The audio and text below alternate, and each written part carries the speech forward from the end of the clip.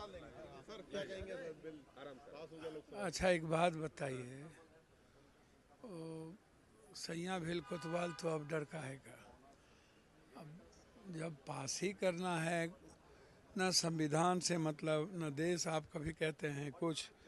अभी पूजा का फल सब्जी महंगा हो गया, पूजा में पूजा करने वाला बर्तन महंगा हो गया, उस पर इनकी चिंता नहीं है। इनको अमेरिका ने क्लर्क लेने इनको आया, इनको कोई मंत्री लेने नहीं आया, उनकी इनकी चिंता नहीं है। टैरिफ आज से लागू हो गया और हमारे पूरे के पूरे किसानों पर इन्होंने हमला कर दिया कि उसको ख़त्म करो, जो हमने कहा वो सुनो। उसके बाद इनके डोभाल चले जाते हैं रूस से माफ़ी मांगने। यूक्रेन जब ये बोलते हैं कि यूक्रेन के साथ हो तो फिर आप गलती मान लेते हो। इन सारे मुद्दों को आप देख लीजिए। और जब से ये आए, आप इसको उठा के देखिए, बीजेपी जब से आई है मंडल कमंडल का झगड़ा शुरू करवाया, और उसके बाद कभी एनआरसी, कभी कब्रिस्तान, कभी शमशान, कभी ईद, कभी बकरीद, कभी जिन्ना, कभी पाकिस्तान, कभी तलाक, कभी सीए, कभी कहीं का दंगा।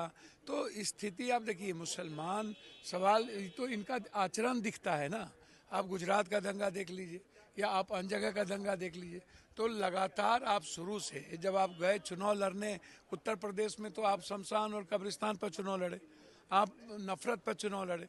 तो हमेशा नफरत को आधार बना करके, और आप गोलवलकर की 2-3 पुस्तकों को आप याद कीजिए। अच्छा, ये क्रिश्चियन की बात करते हैं, तो क्रिश्चियन के धर्मांत पर सबसे ज़्यादा हमला तो इन्होंने ही किया। और सिख को इन्होंने क्या कहा, आप सिख के बारे में इनका वर्डिक्ट याद कीजिए, क्या कहा था इनको, खालिस्तानी कहा गया था। और एमएसपी का क्या हुआ, आप उसको देखिए।